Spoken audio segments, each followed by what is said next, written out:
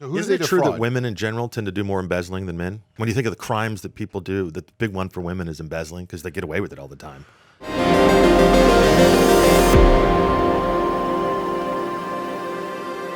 I want to see how this gets funny. So, former global diversity executive at Facebook pleads guilty to defrauding a company out of more than $4 million. So, who Is do it they true defraud? that women in general tend to do more embezzling than men? When you think of the crimes that people do, the big one for women is embezzling because they get away with it all the time. I don't know. I don't know that one.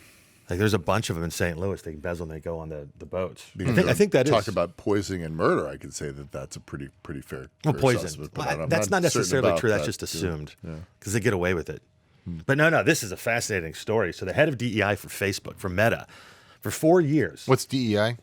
Diversity, equity, and inclusion. Okay. Oh, okay, all right. So HR pushes it all the time. The question is how do you bring people together? How do you make sure that you have different races and you have different ageism, people with neurodivergent? The idea overall is how do you become inclusive and push. And so there all these companies after the Black Lives Matter movement started adding more and more DEIs. We've seen this over the last 10, 15 years. And this just cracks me up because this is Facebook. This is a head of Facebook. She just faked the whole thing. She would send out an invoice. It'd be like me sending you an invoice, approving it. You didn't do any work. And then I'm like, I need about 80% of that back in cash. I mean, they were delivering it in envelopes. Like when you read through that story, it's actually fascinating from it. And no one seems to be talking Nothing about it new under the because sun. You can't attack DEI, but you can attack criminals. Imagine if this were Twitter. If there's someone at Twitter embezzled $30,000, you'd have 500 stories on the evening news and everybody talking about how Elon can't run stuff.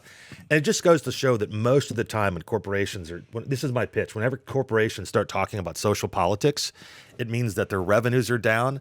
The CEO is trying to get their next job, or they're just trying to blunt criticism because the press will run with it. This is crazy. $4 million from Facebook to do nothing. I've been inside, and What was it ostensibly for? Like, what does there's always little initiatives. What and does a stuff. DEI strategist need $4 million for? Well, so when they go inside the company, they come up with programs. They set up councils. They set affinity places. There's June is the Gay Pride. You have Black History Month in February, and basically they're just running internal cultural stuff and having conversations. And what it really is, it's a PR and content person internally, has no power. And they've all been cut. Like a lot of these DEI programs have been cut. And in fact, this is the question is it useful? Texas banned DEI. Oklahoma just pulled all the funding for DEI.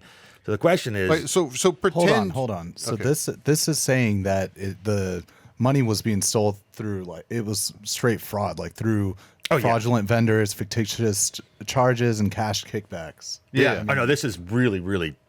It's fascinating. Yeah, so I think Jim's point is that, like, because the person has the title DEI, that they're trying to not blast the movement. The head of BLM bought all those houses and embezzled all that money from those. Like the whole thing. So that's the problem. When people get really big on social issues, you're afraid to talk about it, and that's where fraud happens. Hey, thanks for watching The Merge. We've got a ton more stuff for you to watch on YouTube, on Instagram, on TikTok, everywhere. Check us out.